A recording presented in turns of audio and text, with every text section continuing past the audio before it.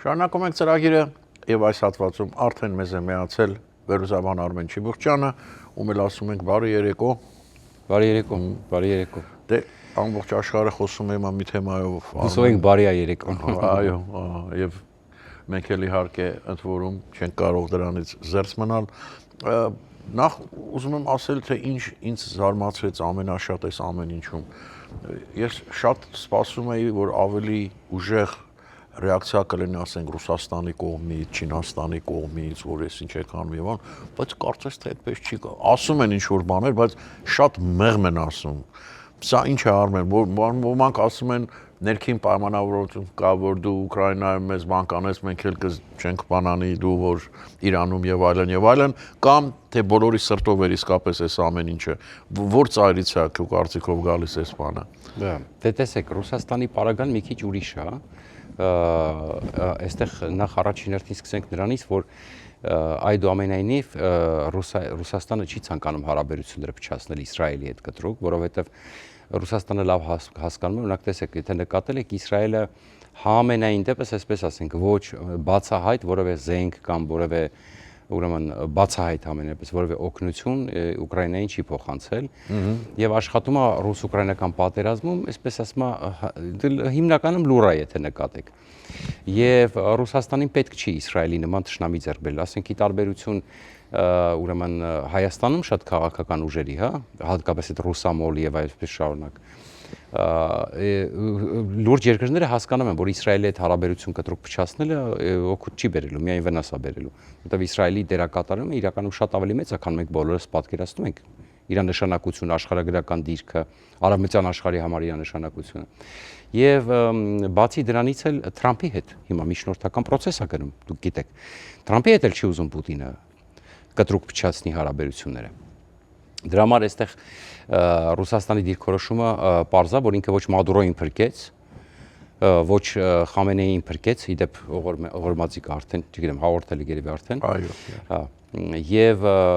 բացի դրանից էլ դուք հիշում եք, որ մի քանի օր առաջ Կուբա տանկեր էին ուղարկում, կուբացիք եկել դիմել էին օգնության, այդ տանկերը հետ է պատտվել արդեն, որտեղ հասկացան, որ չէ թողելու, որտեղ Ամերիկան կոմպրոմիս չի ընդունի Կուբայի հարցում, որովհետեւ դեպքում Կուբան գլխավոր թիրախներից մեկն է հիմա Ամերիկայի, եւ մենք այդ մասին խոսել ենք, հա, որովհետեւ Սառը պատերազմի հիմքում հենց Կուբան էր, դուք հիշեք, Կարիբյան կրիզիս անգամ կոչվեց եւ այլն։ 62 թվականին։ Այո, եւ Ռուսաստանի համար լրջագույն զենք էր, ուրեմն Կուբան։ Հիմա այդ դրա համար հիշում եք ինչ էին ասում։ Դա Քենեդու ժամանակ էր, երբ որ ուզում էր Խրուշչով ուզում էր ատոմային գլխիկներ տրամադրել Կուբայում եւ վերջի րոպեին օվկիանոսում գալիս։ Եվ դա լուրջ վտանգ էր, այո, լուրջ շատ մեծ վտանգ էր ամբողջ աշխարհին։ Այո, եւ ես ձեզ ասեմ, որ երկու կողմերն այն ժամանակ գնացին կոմպրոմիսի, ճիշտ է, հետագա արդեն Սառը պատերազմի երկարատև ընթացքում, այսինքն ընդհանուր Արմեն, քանի որ խոսք եղավ այդ մասին, ես ուզում եմ այդ շեշտել, որտեղ այդ մասը լավ գիտեմ, ուսումնասիրել եմ այդ բանը, ուրեմն Խրուշչովը սովետական միությունը այն ժամանակվա ասում էր դու մեր սահմանին կից Թուրքիայում ատոմային զենք ունես, ինչու մենք չենք կարող Կուբայում ունենալ։ Այո։ Եվ այդ կոնֆլիկտը ոնց լուծվեց, եղբորը Քենեդին, եղբորն ուղարկեց դեսպանի մոտ Վաշինգտոնում, ասելով, որ գաղտնի պայմանավորվեն, որ մենք խոստանում ենք ուղիղ 1 տարուց Թուրքիայից հանել մեր ատոմային զենքը, եթե իրենք հիմա շրջվեն ու հետ գնան։ Բայց այդ մասին չասեն, այդպես էլ եղավ։ Նավը շրջեցին ռուսները, սովետական միությունը, իրենք էլ մի տարի հետո Կուբա բանից Թուրքիայից հանեցին իրենց ատոմային գլխիկներով հրթիռները։ Այո, միջուկային, բայց հետո եթե չեմ սխալվում, իրենք տեղավորեցին ամերիկյան բազաներում, չեմ սխալվում, այո, տեղավորեցին։ Այսինքն տեսեք, գլոբալ Սառը պատերազմում պարտվեց ուրեմն Ռուսաստան, սովետական միությունը, բերեց փլուզման, բայց ներողություն հիմա Չինաստանի մասով այստեղ ավելի հետաքրքիր է։ Չինաստանը, եթե նկատել եք, տակից է խաղում։ Ուրեմն կան տեղեկություններ, ակնհայտորեն կան, արդեն խոսում են, իսրայելական մամուլը հաղորդում է, որ այն հրթիռները, որ ուղարկվում են հիմա Իսրայելի ուղղությամբ եւ բալիստիկները, հրահրթիռները, դրանց մեջ կամ առնվազն ահռելի քանակությամբ չինական կոմպոնենտներ կամ չինական հիշում եք այն շահեդները, որ սկզբից տվեցին ռուսներին, առաջին շահեդների վրա ռուսները ուղղակի գերանի էին գրում, փոխում էին, ասենք, անունը եւ բայց դրանք լրիվ նույն իրանական շահեդներն էին, ոչ մի տարբերություն։ Հետո արդեն ռուսները իրանք սկսեցին կատարելագործել այդ շահեդները իրանց ձևով արդեն, հա, ինքը փոխվեց։ Իրանն էլ արդեն իր տարբերակով գնաց, բայց գլոբալ 2-ի մեջ էլ նույն չինական տեխնոլոգիաներն են։ Եվ հիմա այս պայդրությամբ իսրայելցիները ասում են, որ Չինաստանը եւ վառելիքով է օգնում, այդ հատուկ այդ հրթիռային վառելիքը կա։ Ուրեմն եւ պահեստամասերով է օգնում, հա, ամեն ինչով օգնում, այսինքն իրանական զենքի եւ ռազմարտությունաբերության հիմքում Չինաստանն է, սկսենք այդտեղից։ Անգամ դուք գիտեք, որ վերջի պահին իրանցիները ժամանակ էին ձգում եւ չինացիներից հականավային, այսպես ասում է, հակածովային հրթիռներ էր պատվիրել Չինաստանից։ Այս պարագայում տեսեք, Չինաստանը ինքը սպասում է արդյունքների եւ շարժվում է ըստ արդյունքների, բացի դրանից էլ Չինաստանը զգուշ է այստեղ, որովհետեւ կա նաև Հորմուզի նեղուց, որից կախված է նաև Չինաստանը, դե գիտեք, ամբողջ աշխարհին է վնասում դրա փակումը, չնայած հիմա շատ տարբեր տեղեկություններ են պատտվում, շատ ընկերություններ չեն ուղարկում նավերը, հիմա վախենում են, այո, հիմա ասում են որոշ նավեր այդուամենայնիվ այնտեղ ինչ որ ուղի են գտել, որոշակի քանակությամբ անցնում, գիտեք, նավթի գները բարձրացել են, այո, սարսափելի։ Այսինքն Չինաստանի եւ Ռուսաստանի, իսկ Չինաստանը գիտենք ամենագլխավոր այսօր հակառակորդն է Միացյալ Նահանգների, ինքը ավելի շատ գիտեք ինչ չինացիք դիվանագիտություն են, իրենք գիտեք մի հատ խոսք կար, հիմա ճշգրիտ չեմ հիշում, բայց մոտարապես միտքը հետ էր, նստի սպասի գետի ափին, միջև թշնամու դիակը, ասես լողալով գետը բերի տանի։ Գիտեք, այդպիսի բան կա, իրանք հենց ճշգրիտ այդ դիվանագիտությունն էլ իրականացնում են, իրանք իհարկե դրա համար ամեն ինչ անում են տակից, եւ հիմա աշխատում են այս պայդրությամբ այտենց շատ անիմաստ այսպես հակամարտության մեջ չմտնել։ Մինչև տեսնեն ինչ արեն մոտավորապես։ Իհարկե, հատկապես որ իրանք տակից աշխատում են, որտեղ ես վստահ եմ, որ հիմա տեսեք հետաքրքրական հանգամանք, հիմա ես վստահ եմ, որ իրենք տակից աշխատում են, որպեսզի իսլամական հեղափոխական կորպուսը չգնա, ուրեմն զիջումների շարունակի կռիվը դիմադրել, որտեղ շատ լավ հասկանում եմ, որ եւ Միացյալ Նահանգների հնարավորությունը երկարատև պատերազմ վարելու, ուրեմն չասենք սահմանափակ է, բայց առնվազն դա կբերի կատաստրոֆիկ հետևանքների ներքաղաքական դաշտում։ Մի պահ Թրամփը հոգնի ու ասի։ Բացի հոգնելուց, դուք գիտեք, որ ամերիկյան ժողովուրդը չի սատարում այս պատերազմը եւ հիմա արդեն այս primary-ները սկսվել են, գիտեք, midterm election-ի, այսինքն եւ արդեն ցուցանիշները գնալով ավելի վատանում են Թրամփի համար, այսինքն տեսեք, այդ ժողովրդին դիմումը պարլամենտից, կոնգրեսի եւ սենատի միացյալ նիստերից այդ ուղերձը մի պահ այսպես բուստ արեց Թրամփի ռեյտինգը, բայց շատ չանցած այս Իրանի պատերազմը կարծես թե նորից այսինքն էֆեկտ չունեցավ գրեթե այդ ելույթը կոնգրեսում Թրամփի։ Եվ բնականաբար բացի դրանից չմոռանանք, որ ապրիլին նախատեսված է Դոնալդ Թրամփի այցը Չինաստան, եւ հələ որ ոչ մի խոսք չկա այդ այցը ուրեմն չեղարկելու մասին։ Այսինքն ընդհանուր քաղաքական մթնոլորտը այսպիսին է, չինացիները լավ հասկանում են, որ հայտարարություններից բան չի փոխվի, բայց եթե Միացյալ Նահանգները չհասնեն իրենց նպատակներին, այ դա կփոխի լուրջ բան, ասեմ ձեզ, դրանից հետո արդեն կգնան հայտարարությունները եւ եթե Միացյալ Նահանգները չկարողանան հասնել Իսրայելի հետ իրենց նպատակներին, այդ ժամանակ դուք կլսեք չինացիների պահվածքն ու հայտարարությունը։ Հիմա իրենք ինչի իզուր տեղը անիմաստ, այսպես ասում է, առանց այդ էլ իրենք տակից իրենց գործը անում են, իրենք տակից անում են Ուկրաինայի պատերազմում օգնում են Ռուսաստանին, իրենք տակից օգնում են Իրանին,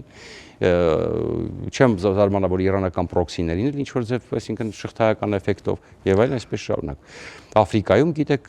մտել են այսպես լրջագույն ազդեցություն են սահմանում դուրս մղելով Միացյալ Նահանգներին եվրոպական երկրներին։ Այսօր մի հետաքրքիր բան եղավ, որ ուրեմն Լիբանանի վարչապետը հայտարարեց, որ Հեզբոլլան արգելում է, սա ոնց որ առաջի քայլերն է, չէ, որ Իրանի օժանդակություն զրկվեցին, արդեն կարողանում են ավելի համարձակ վարվել Հեզբոլլայի եւ մնացած այս դե տեսեք, ուրեմն իրենք այսպես խնդիրը այսպեսին է, ես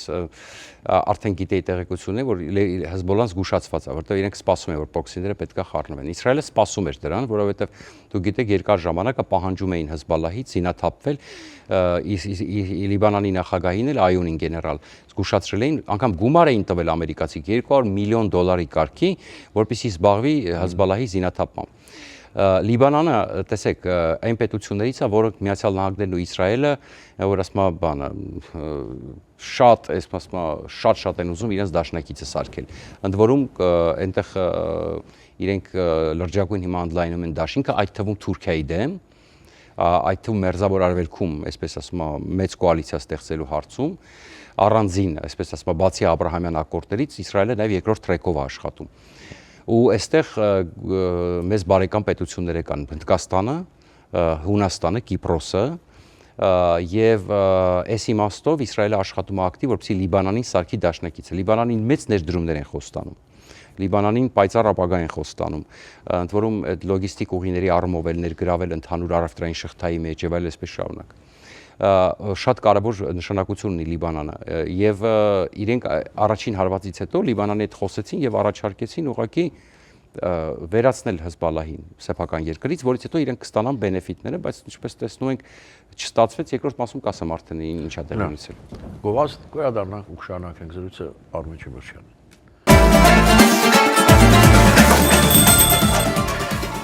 Երևանն եք ուղարկում։ Օթանավով։ Երևանն են ուղարկում։ Ստեղ ուղարկում են, Երևանում ստանում են $1.99 Սենսացիա, Այ սենսացիան է սա։ Ծրիա։ Իսկ ավտոմեքենաները կարող եք ուղարկել անհավատալի ցածր արժեքներով։ Նավով վճարում եք 1 արկղի համար, 2 արկղել անվճար։ Հա, իսկ դրամական փոխանցումները 1%-ով։ Կասեք, Աշոտ դա ուղարկել։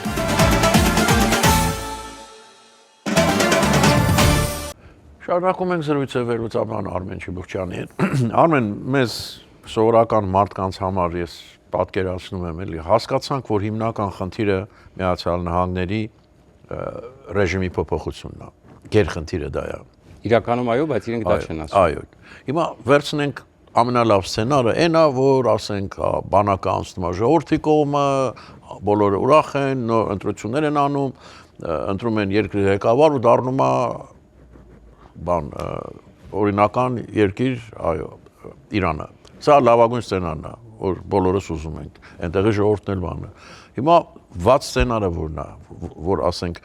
չհամաձայնվեն, բանակը չհանձնվի, պայքարը երկարի եւ այլն, մյուս երեսը որն է վատագույն սցենարը այս դեպքում։ Շատ կարևոր հարց եք տալիս, երևի հիմնարար հարցն է այս ամբողջ պատերազմի։ Ես ուղղակի որ խոստացա Լիբանանի մասով արագ ավարտեմ, ուրեմն հետարքիր տեղեկություն կա, կարծես թե Լիբանանի Հեզբալլահի առաջնորդը Հեզբալլահի գտնվել է Իրանում եւ իսրայելական մեդիաները հետարքիր տեղեկություն են տալի, որովհետեւ պրոքսիները թեթև հայտարարություններ արեցին եւ չէին ցանկանում միանային։ Տեսեք, որ անգամ ուրեմն Լիբանանը զգուշացրել էր Հեզբալլահին, որպեսզի չխառնվի այս պատմության մեջ, որտեղ իրանց ձեռնտու իրանք հայտարարում են չեն ուզում մտնեն պատերազմի։ Բայց խառնվեցին հենց Լիբանանի տարածքից։ Այո, եւ հետարքիր բան կա, տեղեկություն կա, որ Հեզբալլահի առաջնորդը, նոր առաջնորդը գտնվել է Իրանում եւ կա տեղեկություն անգամ, որ նրան շանտաժով կամ պատանդ են վերցրել եւ սպառնացել են հրամայել, որպեսզի Հեզբալլահը միջամտի պատերազմին, հա։ Այդպիսի տեղեկություն անգամ, որից հետո Իսրայելը պատրաստ էր, իրանք շուտվանից էին սպասում դրան, ատամները սրած, որովհետև Այոնը չկարողացավ զինաթափել Հեզբալլահին եւ արդեն 150-ից, այսպես ասում, 150-ից ավել վիրավոր կա, 50-ից ավել զոհ կա, ուրեմն նշի այդ Հեզբալլահի շրջանում, էվակուացիա է գնում այնտեղ Լիբանանի հարավում եւ այսպես շարունակ եւ ոչնչացրեցին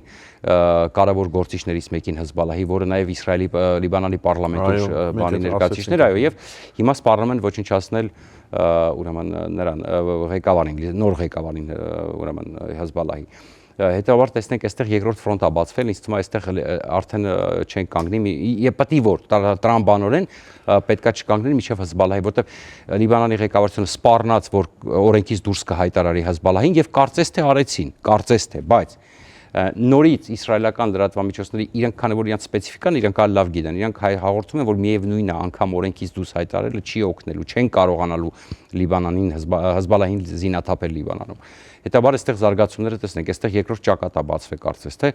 ինչը կանխատեսել էր, իդեպ ուրեմն ակնհայտ էր։ Հիմա ուրեմն այս իմաստով տեսեք, ըստ էության այո, ռեժիմի փոփոխություններ գլխավոր նպատակը, բայց այսօր Ռուբիոն հայտարարում է, որ եթե լինի լավ է, եթե չլինի, Ռուբիոն մի քիչ առաջ խոսեց, եթե լինի լավ է, եթե չլինի, մեր գլխավոր նպատակը հիմա արդեն բալիստիկ հրթիռների ծրագիրն է, դե պարզա միջուկայինը միշտ կա այդ կոմպոնենտում եւ այլն այսպես շարունակ։ Բայց մենք բոլորս հասկանում ենք, որ իրականում մինչև այս պատերազմն էլ առողջին քմծիծաղով հայտարարում էր դուք կարող եք ոչնչացնել օբյեկտները, բայց տեխնոլոգիաներն ու միտքը չեք կարող ոչնչացնել, հա։ Իդեպ 12 կրկին 12-ից ավել այդ միջուկային ծրագրի գիտնական են ոչնչացրել այս հարվածների ընթացքում։ ամբողջ ղեկավար կազմը սրբեցին, բայց դուք տեսաք, որ իրենք դաս էին քաղել առաջին անգամից եւ շատ արագ վերակազմակերպեցին, այսինքն ամեն պաշտոնի վրա կարևոր 4-ական պաշտոնյա էր նշանակված, որ առաջինի մայից հետո երկրորդը եւ այսպես շարունակ, հա։ Իդեպ նույնն էլ այաթոլաներին է վերաբերում, Արաֆին նշանակեցին, հիմա արդեն ասում են չկա էլ Արաֆին սպանել են, երկրորդ իդեպ Թրամփը հայտարարեց, որ երկրորդ տեղերին են սպանել, երրորդ տեղին են սպանել, այսինքն մնացել է չորրորդը, որքան հասկանում եմ, բանի տղան է, ինչքան հասկանում եմ, ենթադրում ենք, հա։ Հիմա տեսեք, շատ վտանգավոր իրավիճակ է։ Այս պատերազմը չպետք է այսքան երկար ձգվեր։ Դուք հիշում եք Թրամփը մեկ շաբաթ, երկու շաբաթ մաքսիմում մասին էր խոսում։ Հիմա խոսում է մեկ ամսից։ Եվ սա շատ վտանգավոր է։ Սա վտանգավոր է Հայաստանի համար։ Սա վտանգավոր է տարածաշրջանի համար, սա վտանգավոր է Ուկրաինայի համար, որտեղ մենք հասկանում ենք, որ ԱՄՆ-ը ոչ միայն շեղվում է, դուք տեսնում եք հիմա ընդամենը 300-350 հատ դրոնները ուրեմն ինչ արեցին, ուրեմն տեսեք նավթավերամշակման օբյեկտներին, հյուրանոցներին եւ այլն, դուք հասկանաք, իրանք պատկերացրեք ոնց որ դու խոսք կար, չի ասում ճանջին հարվածեն, ասենք բանով, մեծ հրթիռով, այսինքն հրթիռի արժեքությունը, արժեքը պատկերացրեք եւ ճանջը։ Հիմա ըստ էության 10,000-անոց դրոնին հարվածում են միլիոնանոց ռակետներով կամ ասենք էժան հրթիռներին համեմատաբար ասենք չինական տեխնոլոգիաներով կամ չինական պահեստամասերով հրթիռներին հարվածում են թանկ պետրիոտներով կամ թաադների հրթիռներով, դուք հասկանում եք դա ինչ տարբերություն է։ Ես հասկանում եմ, որ ԱՄՆ-ն փող ունի, բայց մյուս կողմից էլ դրանց էֆեկտիվության հարցն է։ Դու չես կարող ասենք 350 հատ ասենք հրթիռը թող 3.5 միլիոն դոլար լինի։ 350 հատ բանը, այսպես ասած, հանոթաչուն, բայց դու դրա վրա ծախսում ես միլիարդից ավել դրանք ոչնչացնելու համար։ Գումարած արտադրության տեմպերը նայեք, ասենք Միացյալ Նահանգներում, գիտեք ինչ դանդաղ է այդ հրթիռների թանկանոց եւ այլ հրթիռներ։ Դուք գիտեք, որ այսօր արդեն Կիր Ստարմերը հայտարարեց, որ Ուկրաինայից օգնություն են խնդրում։ Պատկերացնում եք կյանքը ոնց է փոխվել։ Ուկրաինացի մասնագետներ են ուզում ներգրավեն, հասկանալու ինչ եղավ։ Դուք տեսաք, որ եթե չեմ սխալվում, Ռաստանուրա կոչվում այդ Արամկոյի Սաուդյան Արաբիայի նավթավերամշակման գործարանին, որը նաև արտահանման մեծ պահեստ է այնտեղ, որը լրջագույն կարա նավթի գների վրա ազդի հարվածեցին։ Ճիշտ է, այս պայդրությամբ այնտեղ փոքր է եւ սաուդիտները, այսպես ասած, արդեն բավականին զայրացած են եւ Իրանը հետ կանգնեց, քիչ առաջ լսում էի CNN-ով Իրանի փոխարտգործնախարարի հարցազրույց, ասում է, չէ, դա մենք չենք կարել։ Դե այնտեղ գիտեք, իրանք պրոքսիներ ունեն, գցում են այնտեղ կան շիաների միլիցիաներ, կան Հեզբոլլահի ճյուղեր Իրաքում, եւ այլն, այսինքն այդ մենք դրա հետ կապ չունենք։ Արմեն ջան, վերադառնալով մեր հարցին։ Դե այդ եմ ասում։ Ինչը պիտի խանգարի ռեժիմի փոփոխությանը։ Դե տեսեք, խնդիրը հետեւյալն է։ Թրամփը հենց այդ դրան ենք վերում, այսինքն իրավիճակը այն որ sense հիմա մենք չենք ուզում ընկնենք, որ տվին սպանեն, հեսա կփոխեն բան, այդպես չի, բարդություններ կան, ինչպես տեսնում ենք, եւ շատ անորոշ վիճակ է։ Հիմա, եթե դիմացավ էս իշխանության կարող են գալ կամ նոր այաթոլլաները կամ գալ իսլամական հեղափոխական կորպուսինը եւ կարող ավելի վատ մեկը գա, ես չեմ ասում։ Դա հիմա Ամերիկայում ինչ են ասում են կարող է գա ռազմական դիկտատուրա, որը ավելի վատ է, ասենք շատ ավելի վատ է, կոպիտ ասած կամ նույն տիպի, չգիտեմ։ Երկրորդ, տեսեք, սա վատ տարբերակն է, որ չկարողանան փոխել։ Բայց եկեք մի բան հասկանանք։ Ես այստեղ գլխավոր խնդիրը որն է, ժողովուրդը, փաստորեն Թրամփը եւ ամերիկյան պաշտոնյաները Ռուբիոնը հայտարարեցին, Իրանի ժողովուրդը պետք է լուծի հարցը։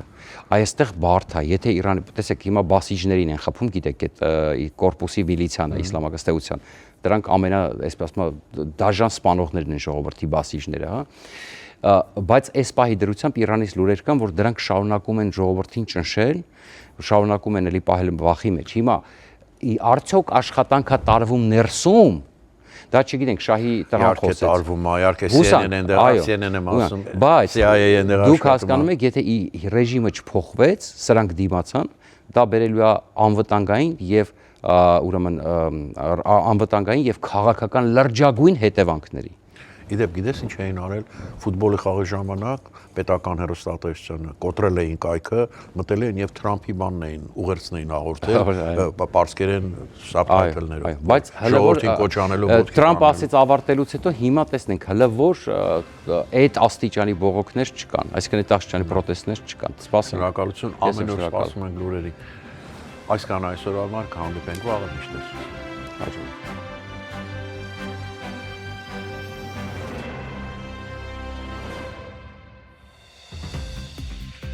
ARTN լուրերի հովանավորն է FIBI ընկերությունը։